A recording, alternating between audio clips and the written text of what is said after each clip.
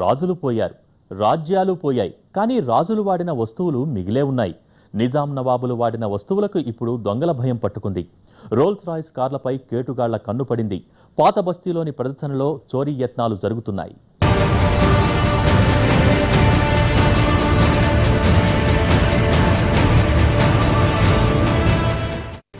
కోట్లు విలువ చేసే వింటేజ్ కార్లు బంగారు నగిషితో కొలువుదీరాయి.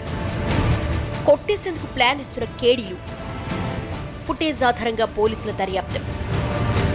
హైదరాబాద్లో నవాబులకు ఖరీదైన కార్లలో తిరగాలని కోరుకుండేది. ప్రపంచంలో ఎక్కడ కొత్త కారు మార్కెట్లోకి వచ్చినా వెంటనే తెప్పించుకునేవాళ్లు.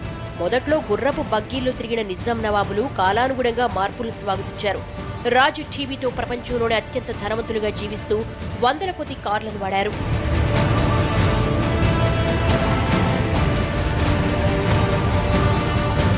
నవాబుల్లో ఒకడైన ఉస్మాన్ అలీ ఖాన్ విలాసవంతమైన జీవితాన్ని గడిపాడు. తాను వాడే ప్రతి వస్తువు ప్రత్యేకంగా ఉండేలా చూసుకునేవాడు. అతడికి బెంజ్, రోల్స్ రాయ్స్ కార్లంటే మహాపిచ్చి. తాను మరణించే వరకు అన్ని మోడళ్ల రోల్స్ రాయ్స్ కార్లను కొన్నాడు.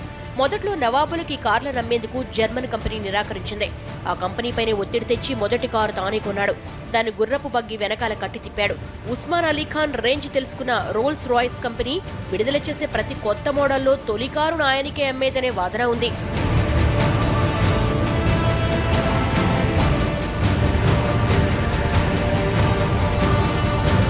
ప్రస్తుతం అప్పటి లగ్జరీ కార్లు ప్రభుత్వంతో పాటు నిజాం ట్రస్టీ ఆధ్వర్యంలో ఉన్నాయి. చౌమహల్లా ప్యాలెస్ లో ప్రజల సందర్శనార్థం కొలువుదీరాయి. మీర్ ఉస్మాన్ అలీ ఖాన్ వాడిన ఓ కారు పూర్తిగా బంగారం పూతతో ఉంటుంది. వెండి నగిషీలు కూడా ఉంటాయి. ఇప్పుడు ఈ కార్లకు దొంగల బెడద పట్టుకుంది. భద్రతా సిబ్బంది ఉన్నా ఏ క్షణాన్ని ఏమవుతుందో అన్న టెన్షన్ కనిపిస్తోంది. తాజాగా ఓ రోల్స్ రాయ్స్ కారు పైన ఉన్న నగిషీని తొలగించబోయారు దుండగులు. వెంటనే పోలీసులకు తెలిపారు. సీసీ ఫుటేజ్ ఆధారంగా ఏం జరిగిందో తెలుసుకునే ప్రయత్నంలో ఉన్నారు పోలీసులు. ఇప్పటివరకు పోలీసులు ఎవరినీ నిందితులుగా గుర్తించలేదు. సీసీ ఫుటేజ్ లో ఎవరూ కనిపించలేదంటున్నారు. మరి గీతలెందుకు పడ్డాయన్న దానికి సమాధానం లేదు.